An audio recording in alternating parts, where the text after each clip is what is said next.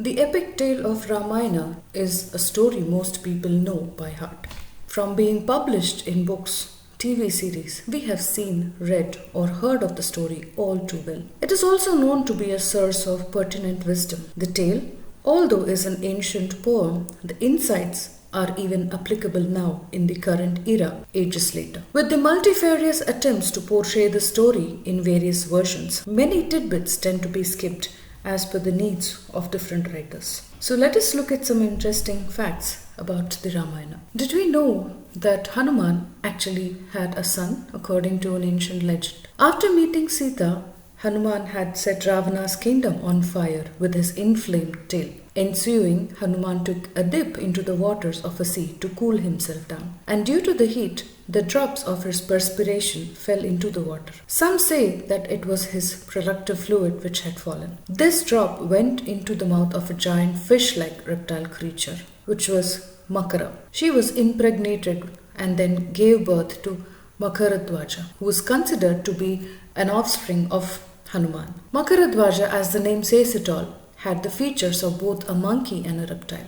Like his father, Makaradwaja was also brave and valiant. The significance of Ravana and Kumbhakarna's birth. The true villains of Ramayana, Ravana and his brother Kumbhakarna, are considered to be the incarnations of Jaya and Vijaya, the gatekeepers of Lord Vishnu's world. It is said that due to their disrespectful behavior, they were refused to enter into Lord Vishnu's world and were also cursed by Brahma's sons, the Kumaras, to be born on earth. Jaya and Vijaya then pledged Lord Vishnu to resolve the problem. So Lord Vishnu then gave them two options, either to be born as his devotee for 7 lives or as his enemy for 3 life cycles, out of which they choose the later, as it would be easier for them to stay away from the Lord. Hanuman was the Rudra avatar of Lord Shiva. Hanuman's birth stems from an interesting story which states that he was born to the king of Vanaras, Kesari, and Anjana, who was a cursed angel born as a female monkey.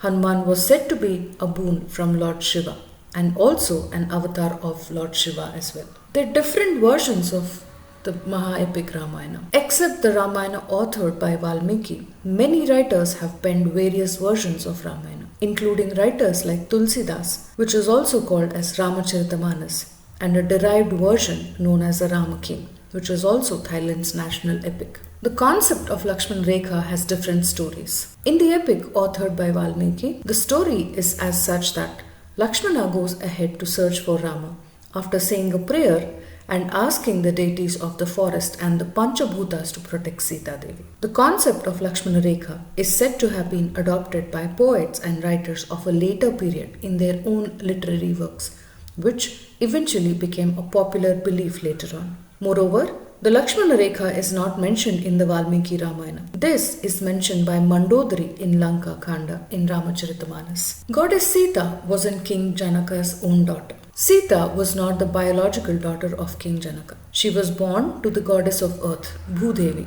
and was found by the king while ploughing the earth as part of a ritual. He then adopted her as his daughter, considering her to be a boon from goddess Bhumi. Lakshmana didn't sleep for 14 years. Lakshmana was also called Gudakesha, which translates as defeated sleep, as he had conquered the human need for sleep. It is said that Urmila, her wife, and also Sita's sister slept both his and her share of sleep, so that Lakshmana remained awake, protecting Rama and Seetha. She slept for the whole period of exile, that is for 14 years, and only woke up when Lakshmana returned to Ayodhya, whereas Lakshmana didn't sleep for those many years. The Shivadhanush, also known as the Pinaka, the Shivadhanush was the bow that could not even be lifted by many princes during Seetha's Swayamvara. However, it was easily moved by Seetha during her childhood. Thus, that was why King Janaka observed this incident and set the condition of Seetha's Swayamvara in the Ramayana.